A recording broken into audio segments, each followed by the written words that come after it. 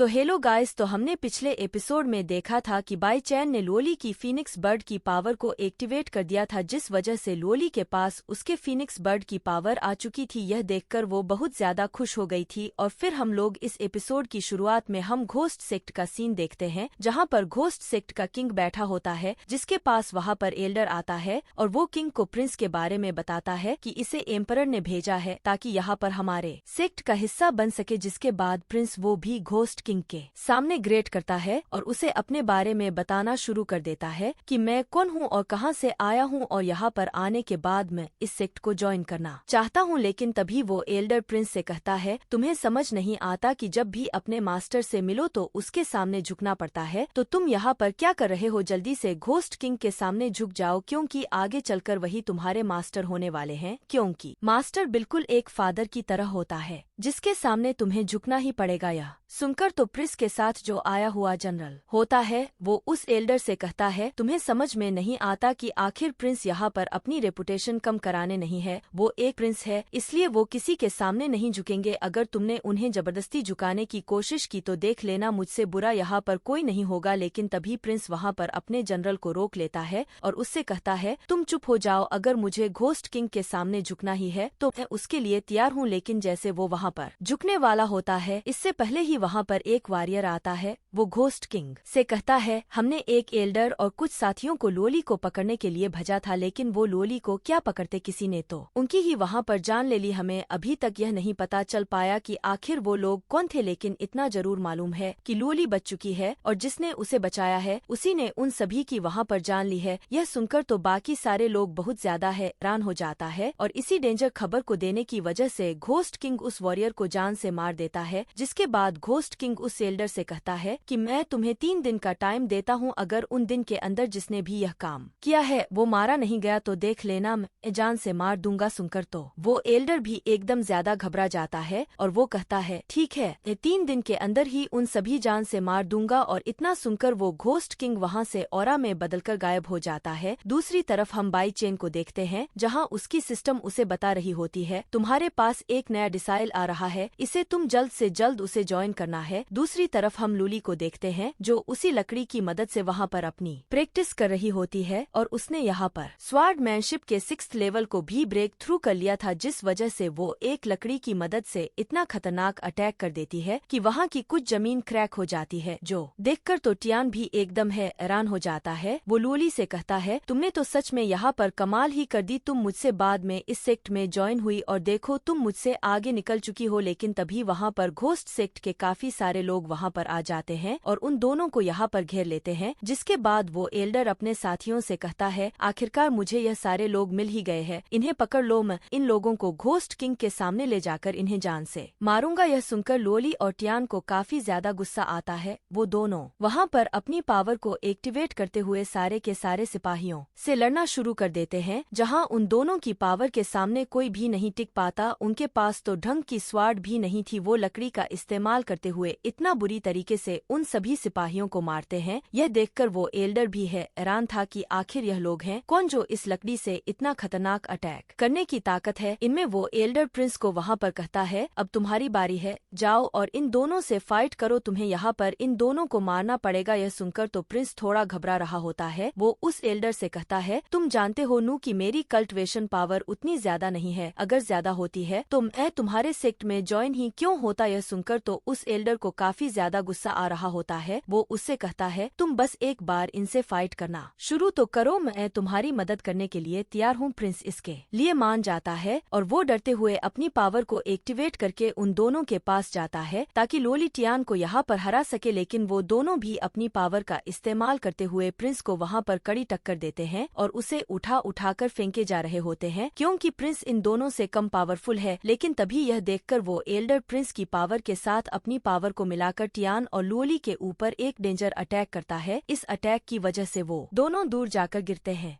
उधर by chain की system उससे कहती है, तुम यहाँ पर आराम कर रहे हो, बाहर जाकर देखो कि आखिर बाहर क्या हुआ है। यह सुनकर तो बाई चेन भी हैरान हो जाता है कि आखिर उसकी सिस्टम उसे इतना ज्यादा परेशान क्यों कर रही है। इसलिए वो भागते हुए बाहर जाकर देखता है कि आखिर यहाँ पर क्या तमाशा हो रहा है, जिस वजह से उसकी सिस्टम भी इतनी ज्यादा परेशान है। इधर हम लोली और टियान को देखते हैं। इन दोनों को बंदी बना लिया गया था, जहाँ टियान प्रिंस से कहता, तुम्हारे पास तो सच में कोई भी कल्टीवेशन पावर नहीं है, तभी तो तुमने इस एल्डर की पावर का इस्तेमाल करते हुए पीछे से हमारे ऊपर अटैक करने की कोशिश की। अगर कल्टीवेशन पावर होता तो सामने से हमसे फाइट करने के लिए आते हैं।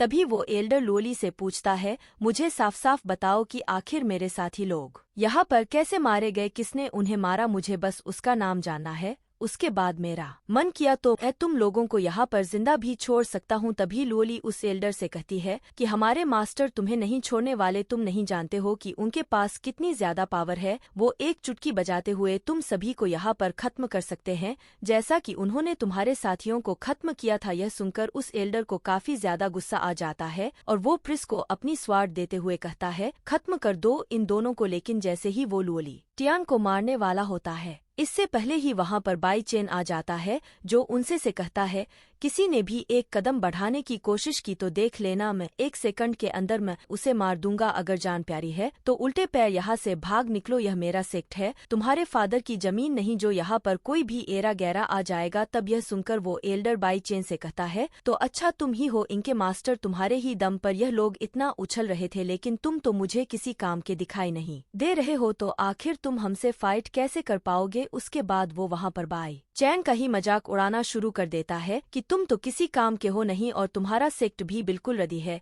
इतनी बेइज्जती होने के बाद भी बाई चैन वहाँ पर खड़ा हुआ होता है। तभी वो एल्डर प्रिंस से कहता है, जल्दी से इन दोनों को यहाँ पर मार डालो, उसके बाद हमें इसके मास्टर देख लेंगे। लेकिन जैसे ही प्रिंस उन दोनों के पास आता है, वो उन्हें मारने के बजाय उनकी रस्सी खोल देता है और उन दोनों के साथ बाई चैन की तरफ ही भागना शुरू कर देता है, ताकि बाई चैन के पास जाकर उसके सेक्ट को ज्वाइन कर सके, क्योंकि उसे बाई चेन का एटीट्यूड काफी ज्यादा पसंद आ चुका था। यह देखकर तो उस एल्डर के गुस्से का ठिकाना नहीं रहता। वो अपने सारे साथियों को प्रिंस और बाकियों की पीछे लगा देता है। लेकिन जैसे ही वो सारे के सारे लोग बाई चेन के पास आ रहे होते हैं, बाई चेन वहां पर एक चुटकी बजाते हुए अपने फॉर्मेशन को एक्टिवेट कर, जिस वजह से वो सारे के सारे वॉरियर वहां से बाई चेन के स्पिरिचुअल वर्ल्ड के अंदर जाने लगते हैं। जहां आने के बाद तो प्रिंस भी हैरान था कि अरे यह कौन सी अजीब सी जगह है। लेकिन जैसे ही वो वहां से नीचे गिरने वाला होता है, इससे पहले ही वहां पर बाई चैन का पेट ड्रैगन आ जाता है, जिसके ऊपर लोली टियान और वो जनरल भी बैठा हुआ था। वो सभी यहाँ पर आकर प्रिंस को बचा लेते हैं,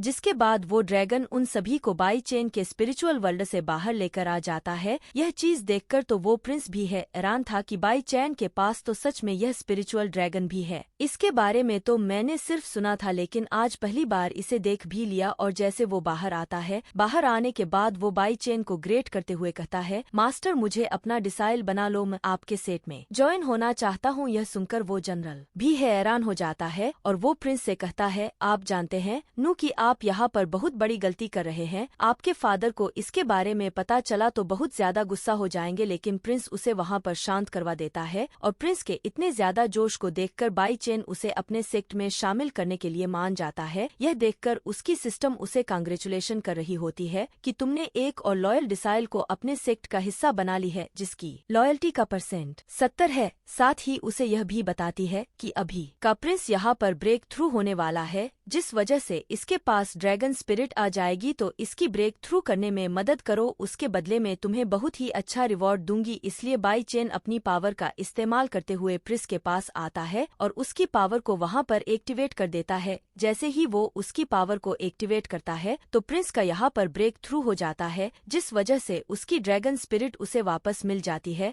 यह देखकर तो उसकी खुशी का ठिकाना नहीं रहता कि मैंने 1 सेकंड के अंदर सालों की कल्टिवेशन पावर को ब्रेक थ्रू कर लिया। बाई चैन तो सच में कमाल का है, मैंने बहुत अच्छा किया है इस सेक्ट को यहाँ पर ज्वाइन करके। साथ ही इस चीज से बाई चैन भी काफी ज्यादा खुश हो जाता है। और इसी के साथ यह एपिसोड यहीं पर ही समाप्त होता है।